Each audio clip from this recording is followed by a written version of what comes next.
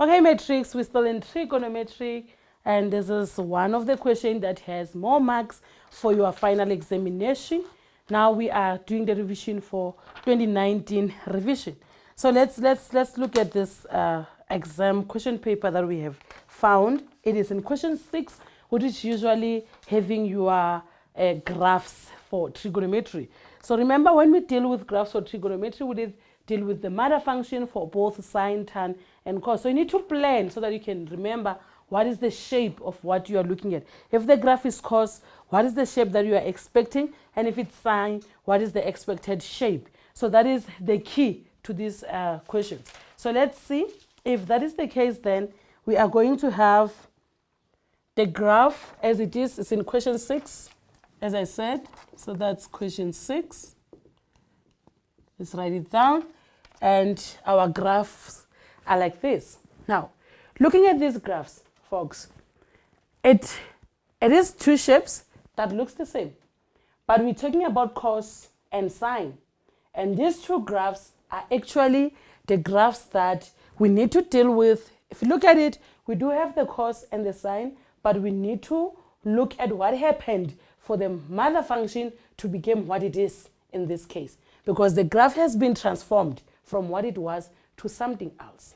Okay, so let's read the statement. They said, in the diagram below, the graph of f of x equals cos x plus q. Now they are telling you that the graph of cos, which was normally in this sense. So normally you know that your plane shape in terms of cos, you were supposed to deal with something like this. Now what they are saying is that for that cos graph, it's not like that anymore. What happened is it has shifted some other units like Q unit to either up or down. So you need to figure out if Q unit has shifted to go there or Q unit has shifted to go down. Anywhere down or anywhere up. So that's what you need to figure out at the end of the day. And they said there's a sine graph, and that sine graph, again, it was supposed to be sine x, but the angle has been shifted horizontally, not up and down this time, it is horizontally shifted. So what happened is that on that x-axis, something happened, which is your angle. So you will have, remember the mother function of it, it was supposed to be just that. So that's how it looks like in terms of sine. So this is your sine graph. But something happened such that this point came there or came there, went somewhere, so they shifted along the x-axis. That is what's happening to this graph. And they say, as they were drawn in this system, from negative 240 to positive 240. And they've given us a point of intersection at 0 degrees and 1 divided by 2. And also at 120 degrees and negative 1. Also 240 degrees and negative 1. So those are our intersection of the two graphs. So if you remember the mother function, then you can be able to push it up or down to figure out what happened. Okay. Now these graphs were generally given to us in this case. For the one of cos, it was given a name of f. So we know the f of x graph, it is the one that is cos. And for the sine, it is given a name of g. So we know the g of x graph, it is for the sine. What happened there? We will figure it out. Okay.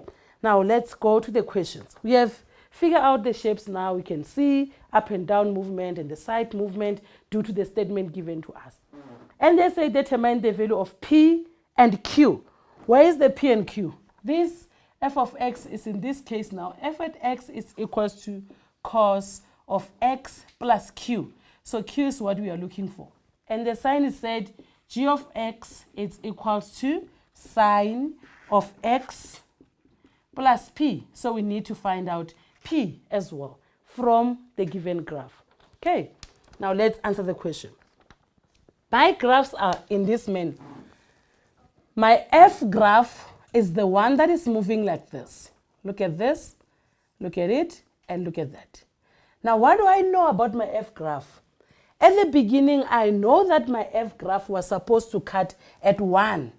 Start there, go down, and then go up. Like this shape. This is my f graph. But that's not what happened. If I look at my f graph, it's like now it didn't start where it was supposed to start, but it started somewhere. And what does that mean? It means that my graph has moved either up or down. by a particular unit. Now, let's see. If this is what is happening to my graph, what I expected, so let me try to do what I was expecting is that there, and it was supposed to go down and the other side. I'm talking about the F graph, which is this graph there, this graph there, this graph here. So this is my F graph. Can you see? Now, the point that I was thinking was supposed to be at 1, it is now at 1/2. Now, what does that mean? If it was supposed to be at 1, it is now went to 1 divided by 2. So this is my 1. Instead of being here, it is now here. Now my graph is starting there now. What is simple means that it means that my graph has shifted 1 unit downwards, half units downwards, because this was 1 and now this is half. Moving from 1 to half, you had moved a negative half. So what is the value of Q now? Our value of Q is going to be negative 1/2. So that is one of the solution is 6.1. Q is equals to a negative 1/2 because it shifted half unit down. If it shift half unit up or any other unit up, we use a positive. Now it's down, we use negative. Okay. Now if we go to the G, because we're looking for P in G, it means we are going to go there and say, okay, if I look at my G graph, which is this one, normally this point here was supposed to be at 0, which is what I've said here. But now it's not at 0, it is where? At half. Now what happened? Remember the P I said is shifting the graph in this direction. So it's horizontally movement, not vertically. So it's moving in horizontal way. Now you have to figure out what happened for it to move where it's supposed to be. Remember that this was supposed to be 0 and that was supposed to be a 90. This was supposed to be a 270 and then 360, for which this is a normal graph or matter function of the graph. But for now, what is happening is that it has moved to this point. So you need to figure out what happened to the one that was 0. If you look at it, the 0 is where 30 is instead of where 0 is. So if that's the case, it means that your 0 there had moved to this direction.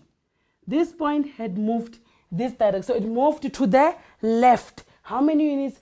30 units. And how does it move to the left? It means that your P now is going to be a negative 30 because it's going the negative direction. So you're going to say P is equals to negative 30 degrees. So in terms of your equation, you are going to rewrite it in a different manner, that this is f of x equals cos x minus a half. And the other one for sine, it's going to be g of x, it's equals to sine of x minus 30. No, plus 30 because it's going to the left. So it's a minus 30, but inside here is plus 30. Why? Because when I say x plus 30 equals to 0, my solution will be x is equals to minus 30. That is why your P is equals to a negative 30 in this case. Okay, so the movement, therefore, it's x equals negative 30. It's moving 30 units to the left. That's what that means in that case. And just by doing this inspection, they will give you your full 4 marks because they know you have done something up and down, going sideways, and whatever it is that you have done to get the value of the P and the Q. Okay, folks? 6.2, they said, determine the values of x in the same interval, negative 240 to 240, for which I kind of like these questions, but then it's not giving what people are expecting. 6.2, they're saying for which f of x is greater than g of x. What does this mean? They're saying if you look at your graph as it is, where will you find f of x graph on top of g of x? That's what the symbol means. The greater than means above. So in this case, it means on top of the other graph. So where am I going to get this one greater than this one? In other words, where am I going to find f of x on top of g of x? Okay, let's check. Our f of x graph, we are repeating to say this is it. If you look at it, this is our f and this is our g. Now, where will we find f on top of g? This is our g here to there. Okay, where x is negative 120 degrees to 0 degrees. That's where you'll find your f on top of g. So that's how you'll answer your question. So this is x will be greater than negative 120 degrees and less than 0 degrees. And they give you 2 marks just by saying that. So you need to be able to read it off to be able to say that this is the solution. So it's negative 120 degrees less x less 0 degrees. Okay. And they said, the last question says that describe a transformation. Now you have to say what happened. Describe a transformation that the graph of G, which is this graph, undergoes to form the graph of H, which now the graph of H is written in the form of h of x equals negative cos x. Now they are saying, what is it that can happen to end up with that sine x plus 30 moving away whatever happened to become h of x is equals to negative cos x. Now, first of all, what is going to happen is that you will have to have 90 at some point. If that happens, then it will do what they want. Now, what is going to happen to g of x? That is 6.3. So I'm going to put that g of x down for us to move it to h of x. That is our g of x, x plus 30 degrees. If I want to make it h of x, I need to have it as somehow it must have 90.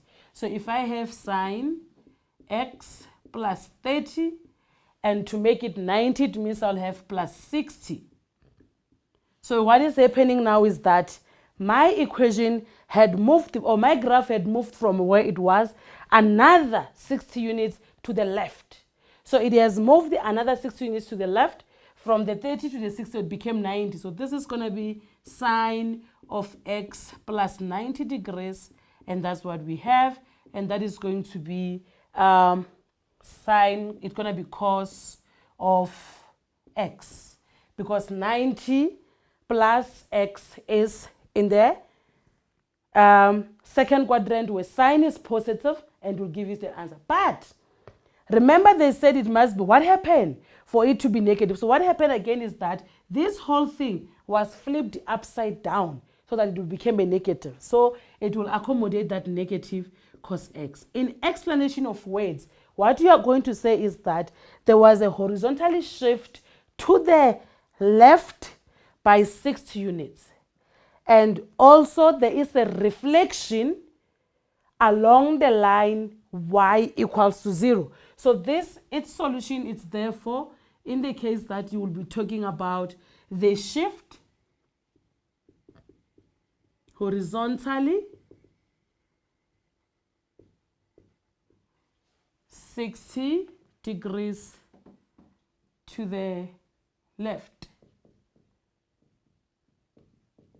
And another one is that there's a reflection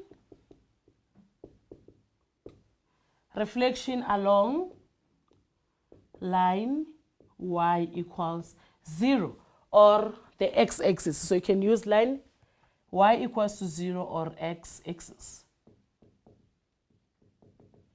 So these are the two explanations that they wanted you to do. And it's 2 marks. So each of them have 1. In calculations, this is what is happening for it to end up there. And the description of the calculation is that. Folks, I guess you have understood, or you can try and practice until you can understand trigonometry, which has many marks in your paper 2. And it will have more marks in your final examination. And that is the end of trigonometric revision. Thank you.